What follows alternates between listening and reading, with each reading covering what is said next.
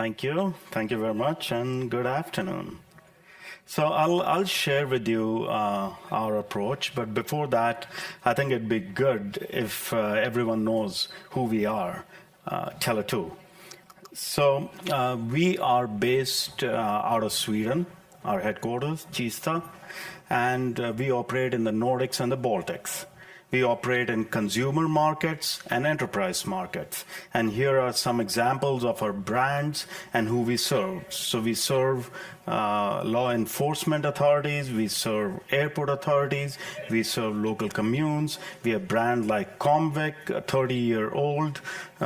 We have brands Tele2, Multiplay, and we are in geographies in Europe serving IoT as well. Our purpose is to enable a society with unlimited possibilities. So we do believe in connectivity. And we do believe that connectivity can bring things to the next level. And our ambition is to lead, to become the leading telco. Now you may ask a question, what does it mean to become a leading telco? How do we measure ourselves? So here you'd see a couple of proof points how we measure ourselves. So we start with customer experience. To deliver a superior customer experiences, that is where we start. We start with the customer. We want to ensure that we have the best industry shareholder return, which is also a very, very ambitious goal for us. Both of these cannot be achieved without a high employee engagement. So for us, that is paramount. So when we talk about diversity inclusion, when we talk about sustainability, it is very important that we have a very high engagement. And we measure them. Diversity inclusion scores as well, we measure quite a bit. And lead in sustainability is the fourth pillar. Because we believe that if we are going to do things which are right for the long term, they would be seen right by everyone, employees, starting with customers, and our shareholders. The values we have three values. We understand we are a very critical service. Like water, like electricity, connectivity, you cannot live without.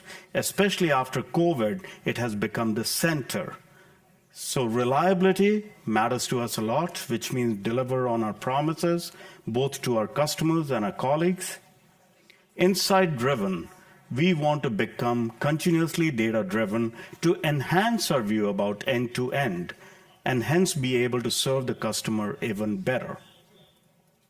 And third, be collaborative, because we are in an ecosystem. And being collaborative, I think, helps us to enter a stage where we can openly learn and share our knowledge. There is no prestige, and we share a lot. So in other ways, you can say that we are serving our customers. Our key priority is to have a sustainable business, and we want to open up a society with unlimited possibilities. So everyone has a path to net zero, I'm sure. And here you'll see our path. And then I'll run through our approach to net zero. So our path to net zero.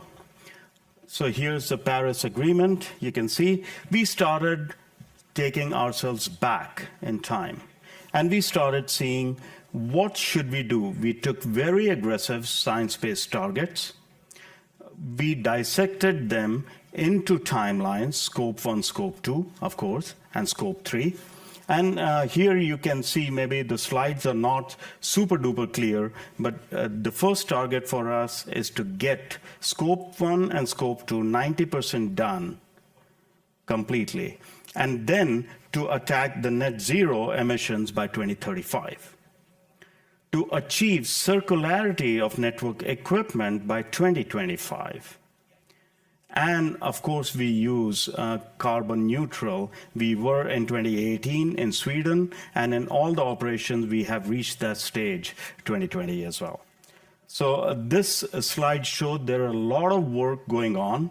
The whole company is behind it. It's not a single department, but actually this is embedded into the fabric of our enterprise. And then this is our sustainability strategy. And you can see how it overlaps with what I have discussed before. It has 4 pillars. The first one is to accelerate sustainability through technology. And technology is growing fast, compute capacities are much higher, we can reduce footprint, we can optimize cloud, data centers, we can actually take things to the next level. So I think that is very clear. Second one is advanced circular economy to combat climate change. And I think this also stands by itself. And we can, given we are in the value chain, we can influence this quite a lot. Third one is to grow business with diversity, equity, and inclusion. Because together, and we believe that, we can make it better. And diversity, equity, inclusion for us is to be able to harness the strength of the collective. That is the way we see it. And the fourth one, children, protecting children, elderly, helping them, and especially in a society which is completely online.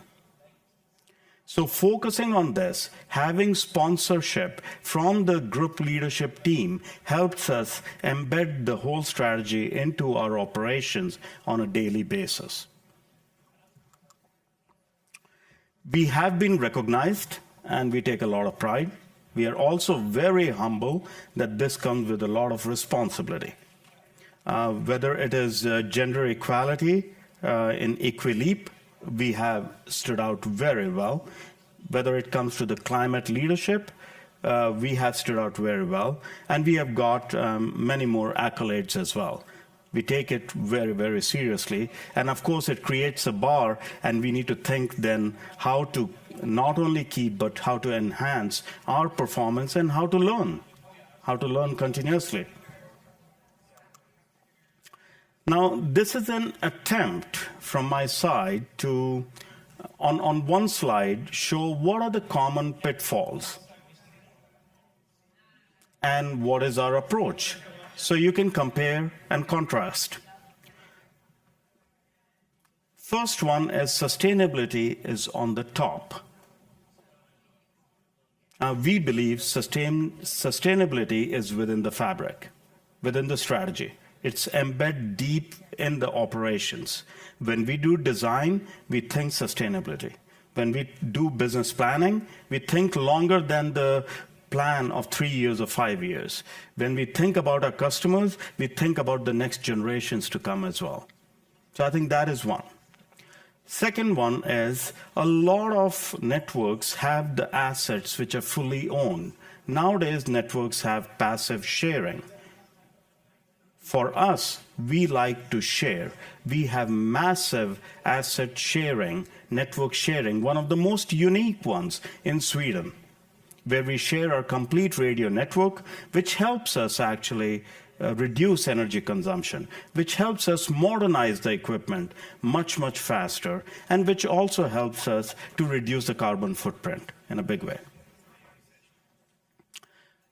And then a lot of industries talk about industry. What we like to talk about is society, societal purpose. So I'm going to dwell a little bit deeper into this, where we are doing a project together with MIT from Boston, KTH from Stockholm, one of the most reputed schools in Stockholm. And what are we doing? So actually, if you see mobility data, once anonymized, can be used for multi-purpose. How to make the societies more inclusive, how to come over the segmentation in the society if there is some. So what MIT has done in Singapore, this is a map of Singapore, where they have looked at the mobility patterns. And you can see that once we have the mobility patterns, we can see where are the traffics going. How can we make life of an average citizen of that society much, much better? How can we make sure that the society becomes more inclusive? And if there are segments which are not inclusive, how do we make them more safe, secure, so that the society can breathe in the normal way and become much more sustainable? So I'm going to show you a video, and this is done in Stockholm with Twitter, all the tweets, anonymized and tweets, so that you can see how research has developed a good insight into the societal development. We are going to enrich that with mobile data, and this is the example of what has been done in Singapore. We'd like to bring it to Stockholm as well to make Stockholm as the innovation capital. So you'll see a video of about 90 seconds. I think you'll like it.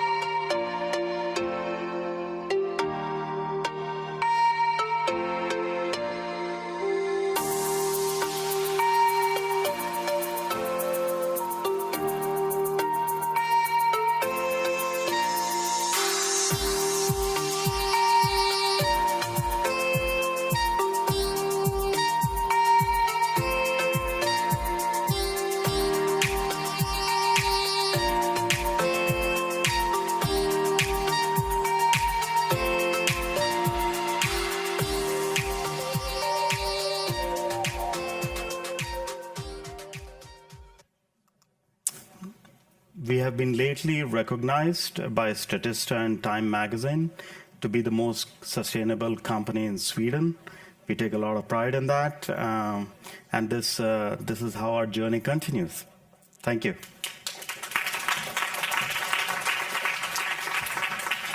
Thank you. Thank you, Yogesh.